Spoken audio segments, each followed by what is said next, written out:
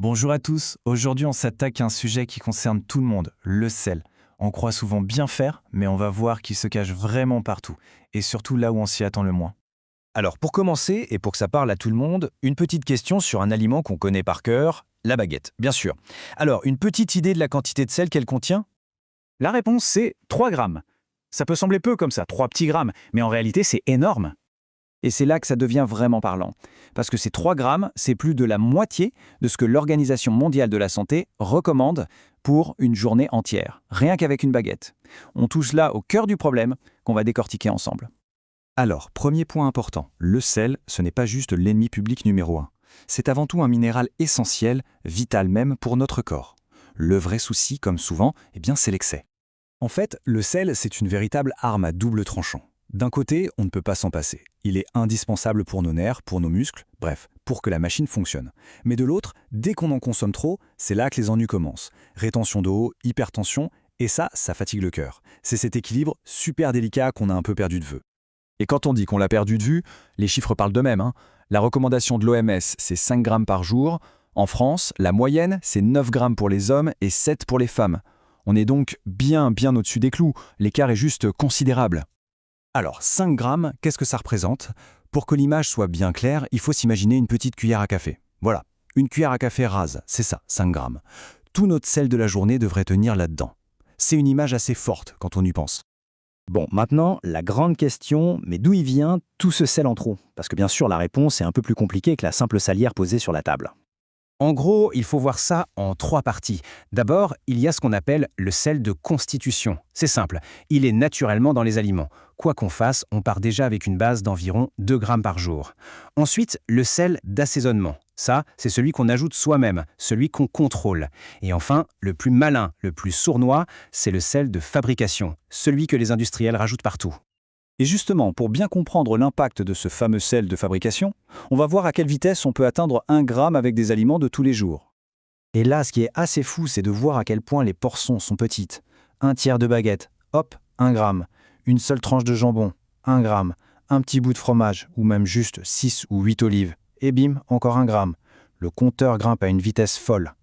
Mais il a un champion toute catégorie du sel caché. Un truc auquel on ne pense pas forcément. Le petit cube de bouillon. On a l'impression que c'est anodin, mais un seul de ces petits cubes peut contenir, tenez-vous bien, entre 4 et 5 grammes de sel. Oui, la quasi-totalité de l'apport recommandé pour la journée concentré là-dedans. Et la liste, malheureusement, est encore longue.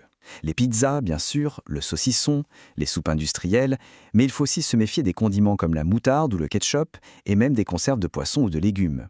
Tous ces aliments contribuent massivement à l'excès de sel au quotidien. Alors face à ça, qu'est-ce qu'on fait? La solution, ce n'est surtout pas de se mettre à manger des plats sans goût.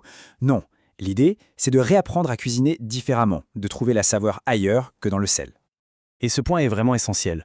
Le but n'est pas du tout de rendre les repas tristes ou punitifs.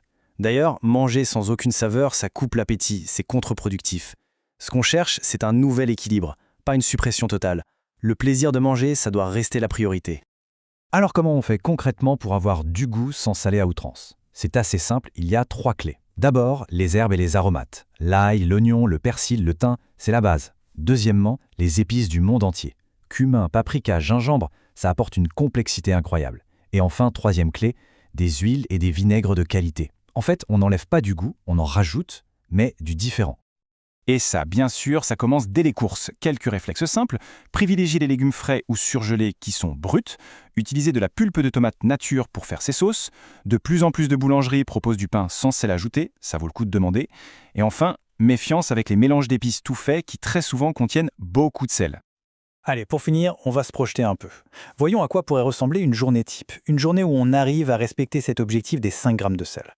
Regardons un peu cette journée type. On part de notre base de 2 grammes, le sel naturel des aliments, ça on ne peut pas y toucher. Le matin, le pain du petit déjeuner ajoute environ 1 gramme. Le midi, la petite portion de pain, c'est un demi-gramme. Et le soir, entre un peu de pain et un morceau de fromage, on est à 1,5 g. Si on fait le calcul, 2 plus 1 plus 0,5 plus 1,5, on arrive pile à 5 grammes. On voit bien que c'est tout à fait faisable sans se priver, juste en faisant des choix un peu plus conscients. Et pour conclure, une petite question pour la route, une réflexion intéressante. Imaginons qu'on ait droit à 6 grammes par jour au lieu de 5. Ce petit gramme de plaisir en plus, où est-ce qu'on le mettrait? Dans une tranche de jambon? Quelques olives de plus? Se poser cette question, ça oblige à voir le sel non plus comme un ennemi, mais plutôt comme une saveur précieuse qu'on gère intelligemment.